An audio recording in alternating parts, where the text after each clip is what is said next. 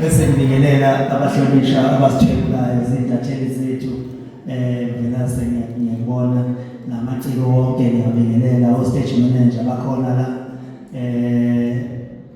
abaphakayo lapha nabo bayaphaka nabo ngiyabingelela nabo bonke-ke ney'ntatheli zethu lezi zikamaskandi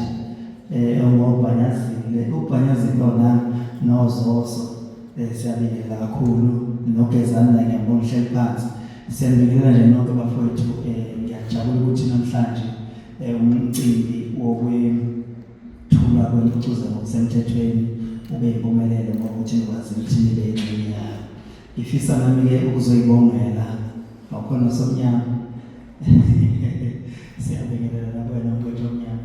Ngifisa ukubonga kakhulu ithuba lokuthi nami wathi uqala umcimbi kodwa uqala ngo-2011 waqala ngonyaka ngaqala ngawo ukhipha i-album ngawo ngafonelwa ubaba uShobeni ethi usesikhulumele laphana kuyimpucuzelo ukuthi size sizoyiveza nangempela-ke sangena emotweni sashona khona sihlala eGoli namanje sihlala khona eGauteng. Sahamba-ke ngathi ngena nje ngengoma eyodwa ayibani saqala yesibili kodwa isikhathi esiphelile ngagcina ngena kwathiwa isikhathi esiphelile sokula perform abanye abaculi manje thina vele nezovela angazi wenzakala lapha isiphithiphithi nje kodwa khona iy'hlwele zangajabula kakhulu ngoba phela loya nyaka ka-2011 safika nawo abantu basemukela ngenhloko. Uze namhlanje-ke umuntu usaqashwa ngompucuzelo engicabanga ukuthi kwazela awusenzeli ifavor ingenxa yamava umculo wethu obonayo ukuthi abantu bayawuthanda kakhulu.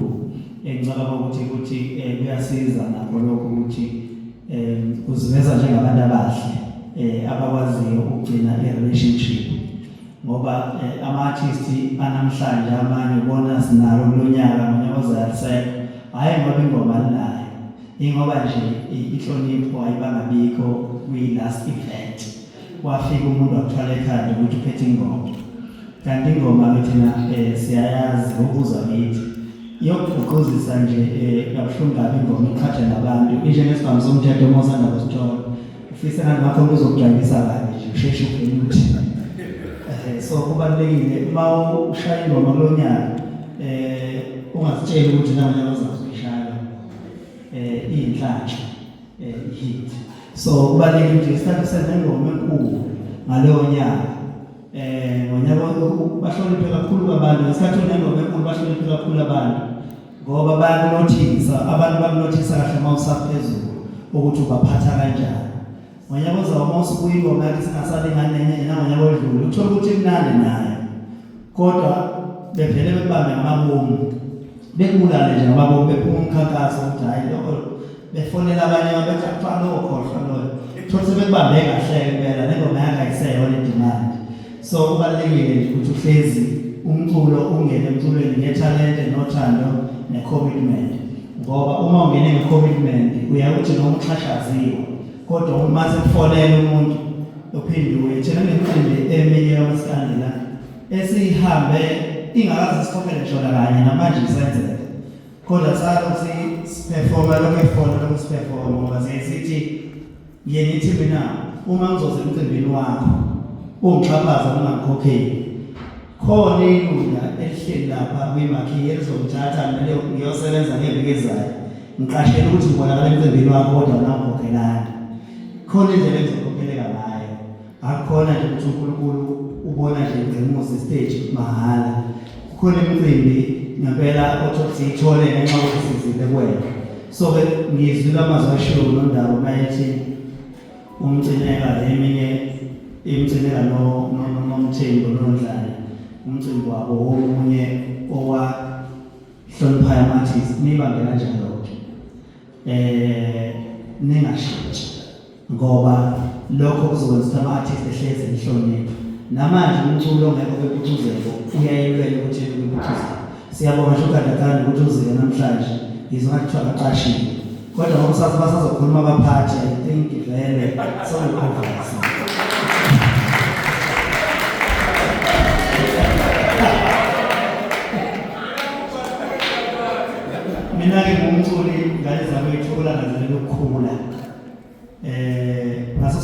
ngesikhathi mina mangena e-studio ngiyithathisa nje kwedukane esawuqala ukucula.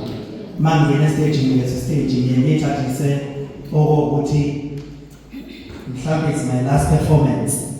Mhlawumbe aseke ngithoba le performance ezobe ngithole. Ngiyazimisela kakhulu. Angize ngathwala ekhaya ukuthi ngubani. Angiphefonyelwa igama. Performa mina uqobo. Ngiqinisile impela le energy yomculo safika nami mangathi usikhathi stage ngathi ukuthi mina ngifikayo ngoba ngiyenze sure ukuthi abantu ngiyabajabulisa ngoba lento yokuthwala ukuthi uba nekhanda yenza ukuthi ungadilive uyayitshe ukuthi lonke into yenzeka ngomlilo. So ngiyafisa ukuthi abaculi ngomhla ka-29 babambe eqine njengoba Dalesha bafethu ukuthi bazoyibamba eqine bebambe eqine futhi ngempela hayi indaba yokudlala. Ngiyabonga Kwazela ngiyumculo ofisa ukukhula kakhulu ngisafisa ukuhambela idibana ngifikela maze kufike khona umuntu. Lokho ngifisa ukwenza ngesupport engiyithola kubona bonke abantu emacikweni abalandeli kubona bonke abantu ngiyafisa njengoba ngihambe ngathi imicimbi uhlele imicimbi sengizoyiyeka ingoba ngiyabona ukuthi uhambo olunye ngiluthatha ngahamba shayisana nokuhlela imicimbi. Yabo so ngiwumuntu ofisa ongafuna ukuhlala empeni eyodwa kakhulu ngoba manje ngihlala lonto leyo kakhulu mhlawumbe ngagcina ngasekwenzanga ukuyolandela lokho. So abafowethu bayenza imicimbi ngiyazibophezela ngizihamba futhi yonke imicimbi yabo ngiyisupporta ngoba nabo bangisekile kakhulu. So ke Kwazela njengoba benincoma bethi niyabakhokhela abaculi niqhubeke nibakhokhele abaculi. Ningashintshi ningathi ngoba seninconywe bese nijangene nisabonakala ningashintshi niphinde nibakhokhele. Ngifisa ukukhula ngize ngifike esigabeni sokuthi ngize